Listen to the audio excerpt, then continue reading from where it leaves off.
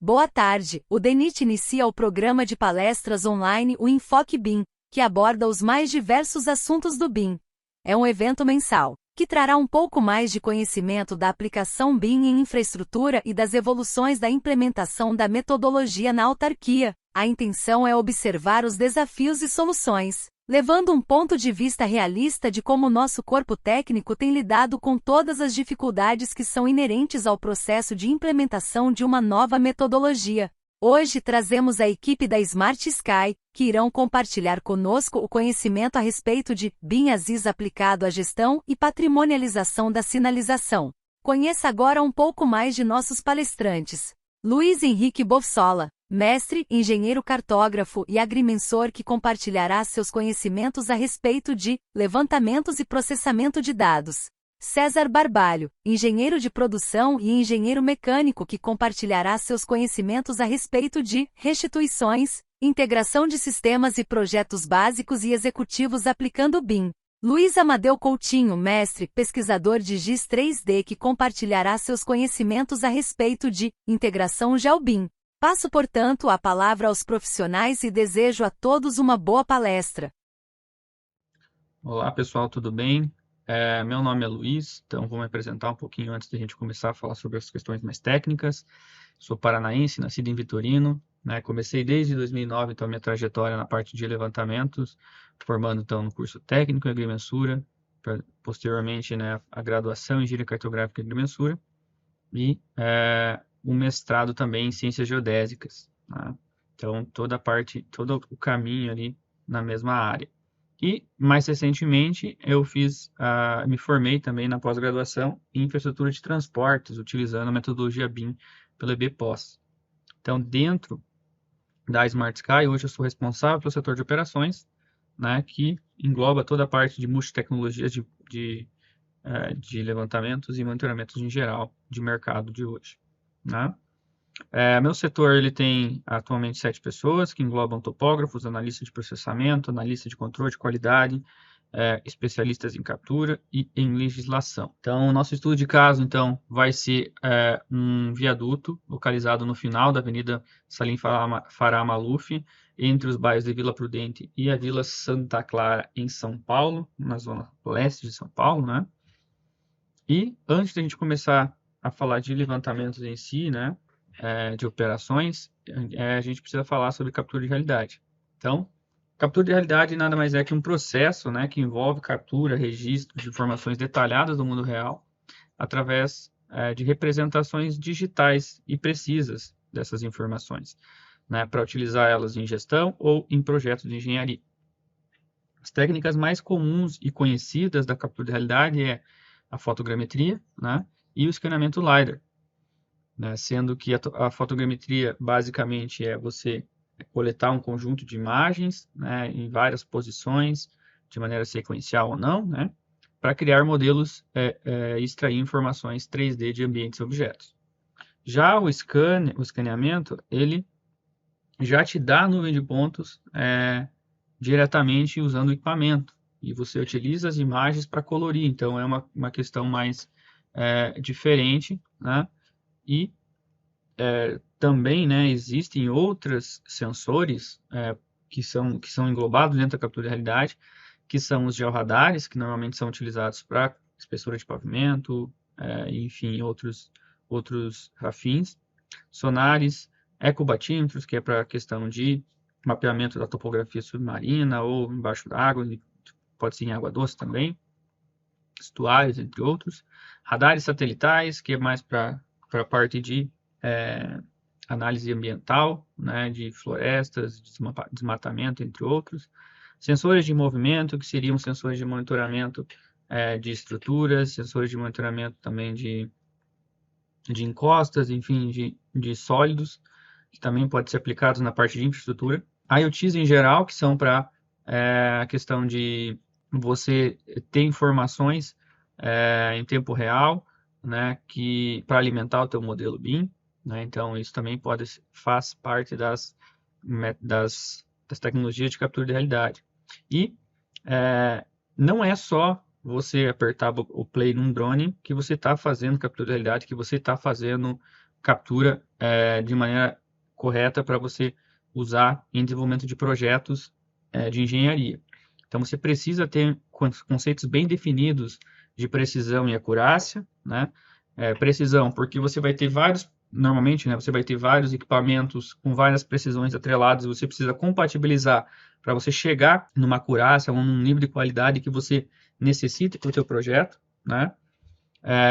Um conceito de geodésia na parte de geolocalização, de posicionamento de alta precisão, que são normalmente a base de projetos de engenharia. Conceitos de referenciais altimétricos e planimétricos e projeções cartográficas, que possuem uma legislação, cada município trabalha com um, cada órgão trabalha com um, depende do contexto. Conceitos de trigonometria física e álgebra linear, né, porque são as bases de processamento hoje, e de ajustamento de observações, que você vai ter, que é o mais importante dentre esses, né, porque você vai ter uma superabundância de dados capturados, só que você precisa ajustar, você precisa achar um denominador comum nesses dados que você trabalhou, para você encontrar, né, e comprovar esse melhor resultado de maneira estatística. E conceitos de legislação específica. Então, atualmente, a gente tem órgãos públicos que normatizam, que controlam e que fiscalizam os trabalhos de captura, né? Inclusive, dados de captura são dados de interesse nacional. Então, você tem órgãos militares que legislam sobre e controlam sobre o acesso ao espaço aéreo, entre outros. Para esse projeto, algumas tecnologias aplicadas, então, foi um drone multirotor da DJI, uma Mavic 2 Pro, né, um GNSS M-Lead, né, um LiDAR estático, né, da Faro, um F350 Premium. Existem outras fabricantes desses equipamentos também, né, concorrentes ou não, né, mas a gente adotou esses equipamentos para esse trabalho. Então, por exemplo, de laser temos a Leica, temos a Rigel, temos outras marcas também. Estação total a Geomax, né, a Zoom 10.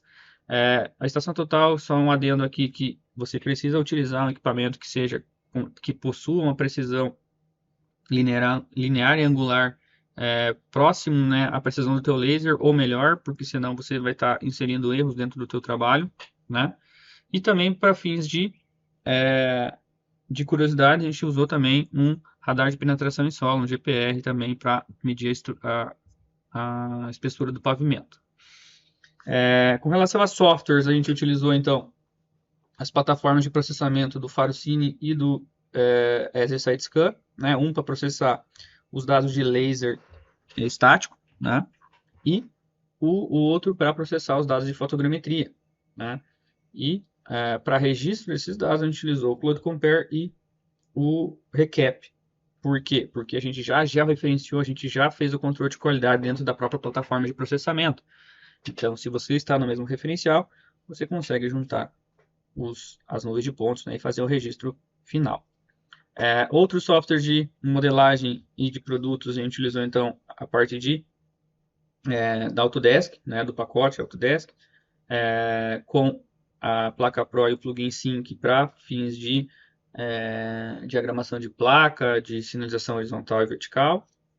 E para a parte de manuseio de produtos em GIS, né, que é a parte final da plataforma, né, a gente está, do GeoBIM, né, a gente está trabalhando com o ambiente Esri para esse trabalho. Então, falando um pouco mais tecnicamente sobre as metodologias de captura e também as etapas. Então, a gente fez uma fotogrametria utilizando então capturas na geral e em malha, né? Na geral apontada para o chão em malha inclinada, para você ter uma melhor qualidade altimétrica, né? E melhor reconstrução de objetos. A gente fez um cálculo aí de altura de voo, né? Que você precisa compatibilizar o teu dado fotogramétrico com a precisão e com a densidade de nuvem que você vai ter do teu laser. Então você precisa ter ali um cálculo baseado então no teu equipamento, né? No tipo de câmera que você tem no teu drone, né? E qual o tipo do teu drone também, né? E também qual é a qualidade mínima de projeto que você precisa. Então, ao todo foram retiradas 1.764 fotos. Para parte de complementação inferior das obras de arte, a gente utilizou o laser scanner, né, o escaneamento LiDAR estático, com uma densidade de nuvem aproximada de 43,7 milhões de pontos por scan, que dá aproximadamente ali uns 6 milímetros de distanciamento entre pontos a 10 metros. Então, é uma densidade ok para você trabalhar com modelagem. Fez um imaginamento utilizando ali a tecnologia HDR, que resulta, né, numa Bubble View ou numa imagem 360 de 165 megapixels, e capturou dados até 350 metros. Poderia ser menos? Poderia, ali até 100, 100 e poucos, mas é o que o equipamento limitava, a gente já deixou no default. E sobreposição mínima de 50% entre as cenas para conseguir garantir uma boa qualidade no registro. Então, ao todo foi necessário 60 unidades para recobrir. Mas esses equipamentos, tanto o drone quanto o laser sozinho, não te dá acurácia, não te dá informações confiáveis para você trabalhar com projetos executivos. Então, você precisa aliar um apoio geodésico para aerofotogrametria, né, no qual a gente implantou ali 26 pontos fotoidentificáveis. Dá para notar aqui na imagem que a gente tem tanto pontos que são presentes na sinalização horizontal, quanto pontos que são colocados, né, pontos temporários. A gente utilizou aqui uma tinta que não interfere na sinalização horizontal. Ela é uma tinta que ela sai facilmente, né, com uma chuva, né? Utilizamos pontos de controle e checagem, no qual os pontos de controle são pontos que a gente utilizou para corrigir o levantamento, e os em vermelho, que são os pontos de checagem, para aferir a acurácia, né? Quanto que a gente chegou, qual é a precisão daquele produto fotogramétrico. E para fazer esse apoio, a gente utilizou, né, um posicionamento baseado em redes virtuais, né, da VRS, porque São Paulo permite. Então, a gente utiliza, então, dados dessa rede privada, né, que a gente consegue ter dados de alta precisão em tempo real.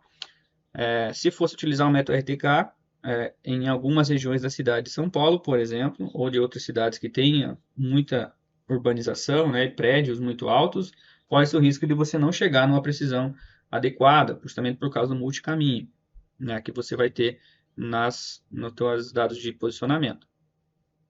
Também foi feito, então, um apoio geodésico terrestre para o laser, né, no qual a gente propagou, né, aquelas coordenadas que foram colocadas aí, com GNSS, né, para gerenciamento das nuvens do drone, e transferiu, né, via topografia, né, com o método de estação livre, para levantar os alvos, né, que são base para posicionamento e georreferenciamento das nuvens de pontos do laser.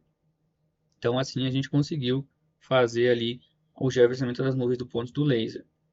Também foi feito em campo um apoio cadastral, né, no qual a gente levantou fotografias e posição, né, de elementos importantes para o modelo da infraestrutura, que são mobiliário urbano e objetos de placas, né, postos de visita e tudo mais.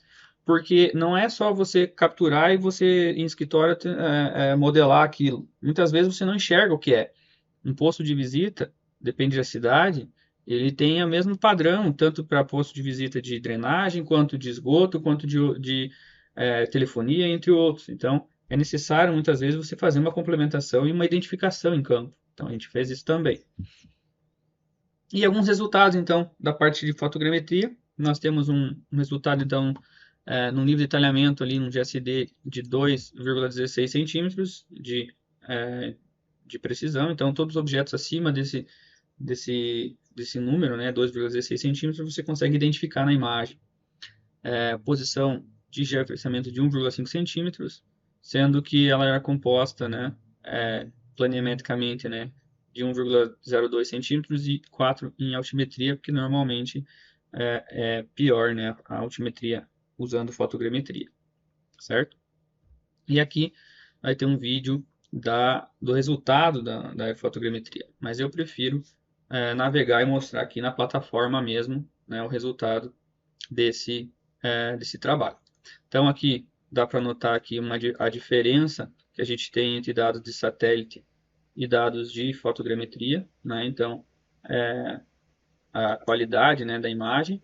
Então os pontos que foram utilizados, né, aqui estão todas as distribuições, então pontos bem distribuídos ao longo da área e do entorno da estrutura, né? Todas as imagens que foram coletadas, então todo o domo, todo o acervo aqui da imagem, você consegue ter ela aqui em alta definição, em 4K, né?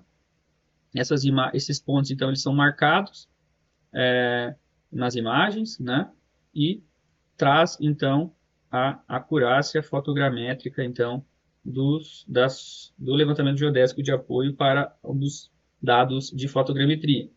Um dos resultados, né, mais importantes é a nuvem de pontos, né, do drone, então dá para notar aqui a qualidade da nuvem de pontos e também dá para notar que a parte inferior da estrutura não tem informação. Por quê? Porque a gente está tirando fotos da parte superior. Também é resultado do processamento aqui o modelo 3D Mesh, né, e o modelo digital de elevação, no qual a gente também pode utilizar para alguma tomada de informação a respeito da área e do entorno. Aqui também, então, tem o levantamento que foi realizado, então, com o laser. Cada marcador desse é um ponto que foi colocado, estacionado o laser na hora da captura. Então, se a gente clicar nele, a gente consegue acessar aqui as fotos 360, né, que são utilizadas para você tomar informação e para colorir a nuvem. Dá para notar aqui os alvos fixados, né, temporariamente na estrutura, né, para a gente georreferenciar. E também a gente consegue navegar aqui entre a nuvem de pontos, que é esse caso aqui, e o 3D. Então, isso aqui que a gente está vendo é a nuvem de pontos, não é a foto. Então, essa é a densidade, essa é a qualidade que a gente tem de informações, né, da parte de baixo da ponte, né, da complementação de laser. Só voltando à apresentação. Então, a gente tem aqui os vídeos, para quem tiver a apresentação vai ter o vídeo gravado. E esse aqui é o resultado final, né, do registro das nuvens de pontos coletadas. Então, a gente tem aqui, compondo a parte da casca, né, a parte superior e do entorno, a nuvem de pontos do drone, né, no qual a gente consegue extrair informações do entorno, né, da vegetação, do mobiliário urbano do entorno, né, compondo a imagem do ortomosaico com a nuvem de pontos, né, tirar informações de vegetação, enfim, e afins, né? E na parte inferior a gente tem o laser, né? O laser terrestre, compondo essa nuvem de pontos final, né? Que vai ser usada como base para a modelagem dessa obra de arte, né? Do reprojeto dessa obra de arte, do projeto de revitalização, do projeto enfim, duplicação e afins. Então, aqui a gente tem informações de cortes transversais e longitudinais, né, que a gente tem A gente consegue ver aqui o tabuleiro, consegue ver a mesoestrutura, a superestrutura, a pista, né? Toda a parte que é visível, né? Então a gente tem toda essa gama de informações. Então a gente consegue ver ali no final que a gente tem aqui todas as transportes em todas as áreas do modelo e assim a gente consegue ter um levantamento completo da obra de arte a partir então da captura, certo? Então, da parte de levantamento seria isso. Muito obrigado pela atenção e até mais. Olá e sejam todos bem-vindos. Meu nome é César Barbalho, sou diretor de engenharia na empresa Smart Sky e vou apresentar um pouco mais sobre os nossos detalhes do desenvolvimento de nossos estudos e aplicações do BIM ASIS aplicado à gestão e patrimonialização da sinalização. Me apresentando, sou técnico mecatrônico, engenheiro de produção, engenheiro mecânico, conto ainda com especializações em material rodante, sinalização e controle ferroviário, projeto geométrico e engenharia ferroviária. Sou também pós-graduado em BIM para projetos de infraestrutura pela PUC de Minas. Aqui na Smart Sky, para desenvolver os nossos produtos a partir de captura de realidade, eu conto com um time multidisciplinar de profissionais de engenharia. Nós somos engenheiros civis, engenheiros cartógrafos, mecânicos, eletricistas, arquitetos, técnicos em edificações e especialistas BIM com vivência em restituições, integração de sistemas e projetos básico e executivo, tanto para infraestrutura quanto para edificações. Sobre o levantamento planimétrico cadastral. O objetivo de um levantamento planimétrico cadastral é representar dados cartográficos por fotointerpretação, de modo que, por meio de feições manipuláveis em ambiente computacional, esses dados sejam ferramentas facilitadoras para o processo de modelagem 3D da infraestrutura urbana. A fotointerpretação se dá pelo processo de vetorização dos itens cadastrais. Um a um, esse processo é executado em ambiente CAD. Muito comumente, utiliza-se o software Civil 3D nativo da Autodesk. Para feições com primitiva gráfica de linhas, como projeção de coberturas, lotes, vias e sarjetas, deve-se tomar cuidado com inconsistências na formação de polígonos fechados e sobreposições entre camadas de informação. Para feições com primitiva gráfica de pontos, por exemplo, como árvores isoladas, sinalização vertical, postes de energia elétrica, postes de iluminação pública, postos de visita e bueiros, sugere-se a utilização de blocos. A utilização de blocos dentro do ambiente CAD é característica específica de alguns softwares e funciona muito bem como facilitador para armazenamento de informações intrínsecas a feições de interesse, como, por exemplo, diagramação de placas de trânsito, o ângulo exato da rotação de braços de poste de energia elétrica ou sinalização vertical de trânsito, ou até mesmo o diâmetro de árvores. Há uma infinidade de dados passíveis de serem armazenados a depender do escopo contratado. A depender do grau de detalhamento do escopo contratado, exige-se a complementação de campo, como citou o Luiz Bossolo anteriormente. Um levantamento de dados esse que pode ser realizado por varredura laser scanner ou topografia convencional. Esse material deve seguir o padrão de qualidade esperado para o produto final, ou seja, em alguns casos, mesmo que haja visibilidade de determinada feição no ortomosaico, ainda assim é necessária a complementação de campo por topografia convencional, por exemplo. Além disso, tendo em vista a natureza ortogonal de um ortomosaico, como o próprio nome sugere, algumas feições ficam escondidas sob copadas de árvores, beirais, telheiros ou até mesmo obras de arte. Um detalhe importante na elaboração de um LPC é a padronização de layers. Algumas características de simbologia devem seguir o padrão determinado pela norma técnica do Exército Brasileiro, denominada Especificações Técnicas para a Estruturação de Dados Geoespaciais, ou EDGV. O produto final esperado para um levantamento planimétrico cadastral conta com um arquivo DWG, organizado com informações cartográficas suficientes para a elaboração de um mapa, que deve ser apresentado em layout contendo carimbo, título, croquis, legenda de convenções, norte e malha de coordenadas. As informações visíveis no ortomosaico foram meticulosamente vetorizadas, permitindo-nos distinguir os diferentes tipos de terrenos. Com base nessa diferenciação, conseguimos criar um modelo final preciso. Esse modelo nos proporcionou a capacidade de gerar áreas específicas para a delimitação das superfícies de acordo com sua classificação e tipologia. Após a distinção dos tipos de solo, conforme evidenciado em ortofoto, realizamos uma pesquisa abrangente utilizando documentos técnicos, como por exemplo cartas geotécnicas e informações de sondagens ou georradar. Esses dados fornecem informações valiosas sobre os tipos de solo que estão ali presentes, que serão então incorporadas em cada superfície como dados embarcados, e então exportados como dados de identidade ou conjuntos de propriedades. Isso enriquece o nosso modelo com dados mais inteligentes e robustos, tornando-o mais completo e preciso. A tarefa inicial para se chegar à modelagem ASIS é a identificação dos elementos existentes na área de interesse, desde dispositivos de drenagem como bueiros até os elementos de iluminação pública. Dentre todos os elementos possíveis, direcionamos o foco aos solicitados e previamente apontados pelo cliente. No caso do projeto atual, os itens de maior atenção foram os elementos referentes à sinalização horizontal, vertical e semafórica. De forma mais específica, todos os tipos de faixas, legendas e taxas para o caso da horizontal, placas para o caso da vertical e, de fato, semáforos para o caso da sinalização semafórica. O resultado da vetorização é apresentado devidamente organizado e separado em suas respectivas layers.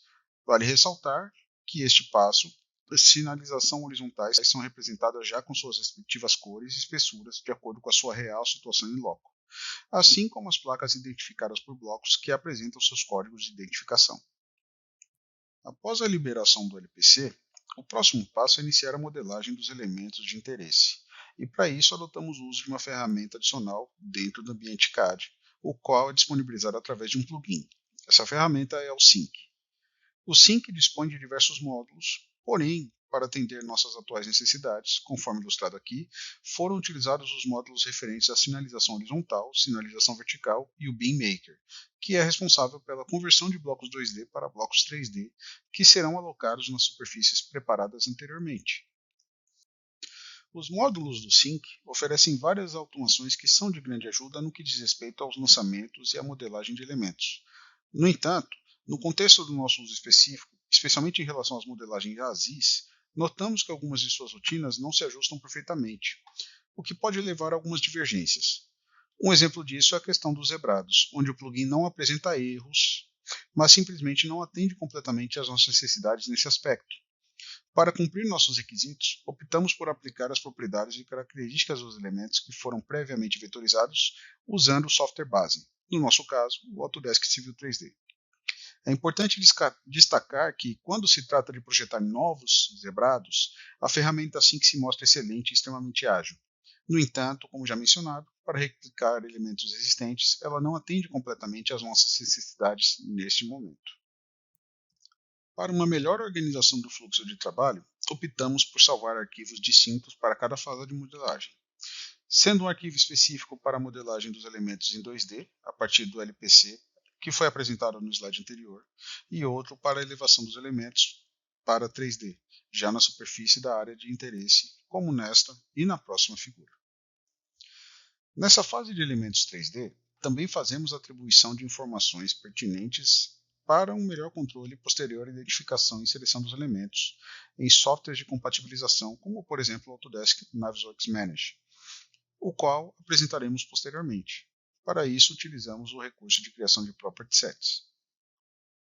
Essa informação é também definida a critério e necessidade do cliente, a qual julgamos ser um dos mais valiosos passos de todo o processo, porque se refere diretamente ao que chamamos de I do BIM, que são as informações carregadas em um modelo 3D. Após concluirmos as etapas de modelagem, avançamos para a fase de federação, compatibilização e quantificação de todos os elementos das diferentes disciplinas. Agora, com o modelo BIM abrangente em mãos, podemos realizar uma análise minuciosa de todos os elementos presentes em nossa área de interesse. Nessa fase, é essencial verificar que as informações necessárias, conforme solicitadas pelo cliente, estão corretas e presentes no modelo. Para isso, contamos com os property sets, peças fundamentais que permitem a criação de seleções, como mostrado no slide em tela. Essas seleções e agrupamentos são cruciais para desenvolver dimensões e usos BIM, como simulação e execução atrelada ao tempo, que é o BIM 4D, e simulação e execução atrelada a custos, como por exemplo o BIM 5D. Além disso, essas informações são vitais para a gestão de ativos, influenciando diretamente o controle de manutenção, com dados como a data de implantação para placas ou data de pintura para faixas. Vamos explorar esses aspectos mais detalhadamente nos próximos slides. Aqui apresentamos diferentes modos de seleção direta dos elementos do modelo, seja clicando diretamente na geometria ou utilizando a árvore de seleção, Selection Tree, que está à esquerda da tela. Além disso, automaticamente os Property Sets são exibidos na janela de propriedade, Properties à direita da mesma tela. Esse slide ilustra como é fácil selecionar os elementos do modelo de forma direta e eficaz. Essa funcionalidade é essencial para analisar e manipular os Property Sets mencionados anteriormente. Como demonstrado no vídeo, você pode escolher entre várias opções de seleção, dependendo das suas necessidades, claro. Isso oferece um controle preciso sobre as informações dos elementos, algo crucial para os estágios seguintes de nosso projeto BIM. E nesse slide, exploramos a busca e seleção de elementos no modelo. Essa funcionalidade é fundamental para localizar e trabalhar com precisão nos elementos do projeto. Aqui, destacamos a importância da busca e seleção do nosso processo BIM, como mostrado nesse slide em tela. Essa funcionalidade simplifica a identificação e escolha de elementos específicos. É uma habilidade essencial para realizar tarefas complexas, como a simulação de execução atrelada ao tempo, que é o BIM 4D, e também a gestão de ativos. Ter a capacidade de buscar e selecionar elementos com facilidade proporciona um controle ainda maior sobre as informações e é um passo fundamental para o sucesso do nosso projeto em BIM. Um dos componentes principais do nosso fluxo de trabalho é a automação. Nesse ponto, fazemos uso extensivo de aplicações customizadas e automações de rotinas. Em ambiente CAD, para elaboração de vetorização, nós contamos com uma biblioteca própria de rotinas Lisp. Já para manipulação de dados em contexto na modelagem BIM, nosso time se especializou em rotinas Dynamo. Até o presente momento, nós podemos apontar o uso de rotinas para o fim de marshalling de dados, controle de qualidade, extração e inserção de informações e fluxos de interoperabilidade entre o Civil 3D e o Revit. Nós validamos nossa interoperabilidade com uma gama extensa de aplicações também. Fazemos testes de controle de qualidade em plataformas GIS, com o uso do Excel da Microsoft, Navisworks e Power BI. Esse processo é necessário para garantir que o cliente final terá acesso a dados adquiridos, independente da sua metodologia aplicada para a gestão desses dados. Para encerrar essa jornada pelo nosso setor de engenharia, encerramos demonstrando outro uso BIM que damos aos nossos modelos, que é o uso do modelo para comunicação. Nós aqui geramos animações, tours virtuais, fazemos disponibilização de maquetes eletrônicas em ambientes virtuais interativos que facilitam e possibilitam a comunicação da intenção de projeto entre os stakeholders e para a população em geral. Meu muito obrigado a todos vocês e agora passo a palavra ao diretor de Sistemas de Informações Geográficas, Luiz Amadeu. Até a próxima. Eu vou me apresentar rapidamente, né? Eu sou Amadeu Coutinho, sou geógrafo, formado pela Universidade Federal do Espírito Santo, com mestrado em gestão do território, com especialização em GIS e sensoriamento remoto pela Universidade Nova de Lisboa. E mais recentemente concluí uma pós em tarificações. Aqui, né, um resumo muito breve da minha carreira, eu estive atuando em empresas públicas e privadas aqui no Brasil, em Portugal, em Angola. E nos últimos anos eu me envolvi bastante com modelagem 3D em ambiente GIS, bem focado na parte de gestão urbana, com o uso de alguns softwares mais específicos, como o City Engine, por exemplo. E mais recentemente, né, iniciei na Smart Sky como diretor GIS e a gente tem vindo a desenvolver uma integração que a gente chama de GeoBIM, né? A gente vai falar mais para frente um pouquinho.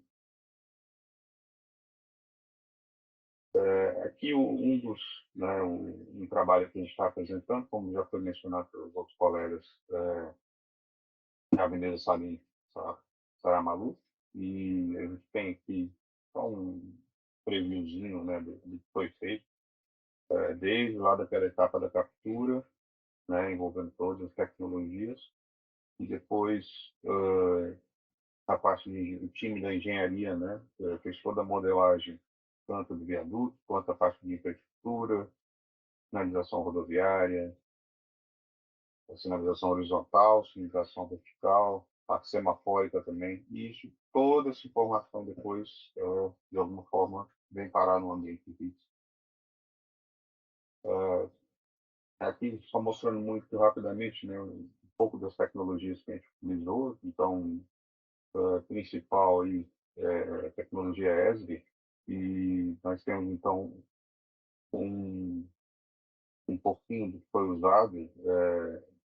Em ambiente desktop, a gente trabalha principalmente com o ArcGIS Pro, e esse ArcGIS Pro sempre trabalha integrado, né, ele tem uma conexão direta com o Construction Cloud da Autodesk.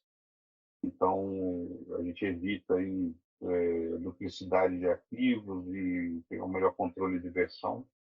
Então, os projetos, né, desenvolvidos pelo time da engenharia são visualizados diretamente em ambiente ArcGIS, graças a essa integração direta. E depois, né, após a integração desses dados no ambiente GIS, a gente faz o tratamento da informação e publica para a nuvem, no caso, né, o ArcGIS Online que está sendo usado aí. E a partir daí a gente cria alguns painéis, algumas apps, algumas soluções para visualização dessa informação. Aqui só mostrando um pouquinho da integração, né? O que vocês estão visualizando é uma conexão direta, né? Construction Cloud dentro do ArcGIS, e está sendo visualizado ali um levantamento cadastral. A gente tem outros arquivos ali em formato DWG. Se tivesse arquivos Revit, por exemplo, eu ia adicionar diretamente. O ArcGIS consegue ler diretamente IFC e RVT também, né? Essa parceria entre ESRI e Autodesk permite isso. Então a gente consegue visualizar dados em formato RVT diretamente no ArcGIS também. Aqui mostrando uma prévia, né, do que é feito na nuvem, o que a gente faz com essa integração, né? A gente trata os dados em ambiente GIS, busca outros dados que foi feito pelo time de campo, o pessoal da operação, que estão processados no SiteScan. O SiteScan é um software de processamento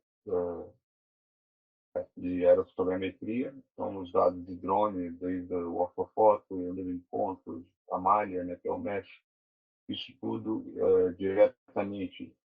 Isso é um software na nuvem e ele publica diretamente na nuvem também no ArcGIS Online. Então, nuvem para nuvem diretamente. E depois a gente trabalha, né, com a junção aí do Map Viewer, do ArcGIS Online. Né? A gente cria um mapa que vai ser como base para esse dashboard. Cria uma cena 3D. Então, parte da informação, ou ela já vem em 3D diretamente dos dados de engenharia, ou ela é convertida em 2D para 3D, depende da necessidade. Junta isso tudo dentro da aplicação ArcGIS Dashboard, e a gente vai criando painéis para mostrar algumas métricas, algumas quantidades, e uma navegação interativa, né, 2D e 3D. Você vai ver no próximo slide com mais detalhes. Então, a gente tem aí um preview, uma primeira versão desse nosso painel. A gente está visualizando agora, por exemplo, são sinalização horizontal, tanto 2D quanto em 3D. E a gente consegue, né, ter uma integração entre essa informação. Então, todos os dados que originalmente vieram do CAD, né, foram tratados e são representados aí, né, graficamente, da forma como está sendo exibido. E a informação, né, obviamente, não é só gráfica, ela contém um banco de dados associado, onde a gente consegue quantificar esses dados, desde da área de tinta branca aplicada, né, na finalização horizontal, tinta amarela, área, extensão, outros dados que a gente vai adicionando, por exemplo, foi feito pela parte de cadastro, né, quantos postos de energia existem nessa área, qual é a extensão da fiação aérea, existem bocas de lobo ou postos de acesso. A gente vai quantificando tudo. E depois o dashboard vai permitindo essa interação, tanto em 2D quanto 3D, né? Eles estão interligados. Então é possível a gente visualizar por exemplo, da nuvem de pontos, como está sendo exibido agora, essa nuvem veio diretamente do SiteScan, né? Ou seja, não foi preciso fazer download, depois uma nova publicação, ela é nuvem para nuvem, agora na verdade é o mesh, né? A nossa malha, então a gente consegue comparar essa malha, né? Esse modelo tridimensional, tanto em 2D quanto em 3D, então a gente consegue comparar com bastante qualidade o que é possível visualizar de um dado para o outro. E, por fim, a gente tem o modelo do viaduto construído a partir da captura, né? A partir da nuvem de pontos. Foi modelado aí o viaduto, como está sendo visualizado no dashboard. E é possível a gente consultar dados, né? Toda a informação que foi cadastrada pelo time, né? Aplicável, é consultável. Então, é possível a gente ter aí uma integração de todos os dados, todo o trabalho da engenharia dentro do ambiente Linux. Isso é uma prévia, né, do que é possível fazer com essa integração. Muito obrigado. Até a próxima. Esse foi mais um Enfoque BIM DENIT. Agradecemos a atenção de todos. Ressaltamos que temos nosso e-mail para formalizar dúvidas e trocar conhecimentos, que é o bim@denit.gov.br, e também por meio do nosso portal BIM no DENIT. Basta buscar em nosso site por Diretoria de Planejamento e posteriormente BIM no DENIT. Lá você encontra todas as nossas notícias e conteúdos a respeito de BIM que têm sido difundidos por nossa equipe. Tenham todos uma boa tarde.